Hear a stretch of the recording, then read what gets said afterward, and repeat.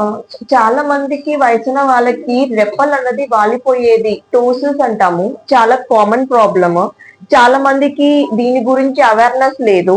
ఆక్రోప్లాస్టీ surgeons వాళ్ళ గురించి కూడా అవేర్నెస్ లేదు. ఈ వీడియో ద్వారా మీకు తెలియపరిచింది ఏంటంటే వయసుతో పాటు రెప్పల్ అన్నది జారిపోయే అవకాశాలు ఉంటాయి.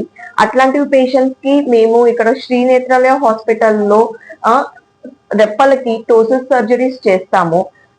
మా దగ్గర ఇప్పుడు మిస్టర్ లింగారెడ్డి అని ఒక పేషెంట్ ఉన్నారు. నెల క్రితము 2 కళ్ళు రెప్పలు జారిపోయి కుడి కన్ను చూపుని రెప్పలు కవర్ అయ్యేలా పేషెంట్ వచ్చారు. ఇప్పుడు నెల అయ్యింది ఆపరేషన్ అయ్యాక. రెప్పల్ అన్నది ఇప్పుడు లిఫ్ట్ చేసి మీకు చూపు కూడా క్లారిటీగా కనిపిస్తుంది. మీరు ఒకసారి మా గురించి మీరు ఏం చెప్పాలనుకుంటారో మీరు చెప్పండి. మామూలుగా కన్ను దుర్గ లెక్క వచ్చింది. దాన్ని అట్నే కన్ను దుర్గ వస్తుందని చూపించకుండా కన్ను నలుస్తూ అట్లాగనే 1 ఇయర్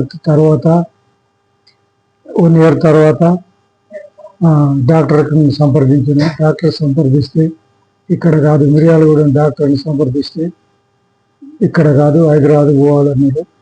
ఇక్కడికి వచ్చిన ప్రైవేట్ హాస్పిటల్కి పోతే ఇక్కడ ఇది సర్జరీ ఇక్కడ చేయబడదు, శ్రీనేత్రాలయానికి పోతే అక్కడ చేస్తారు అని చెప్పారు.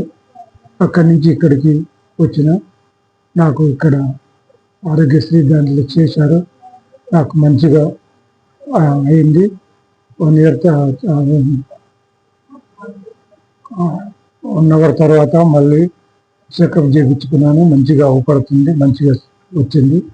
2వ కన్ను కూడా సర్జరీ తర్వాత చేయించుకోవాలని అనుకుంటున్నాను.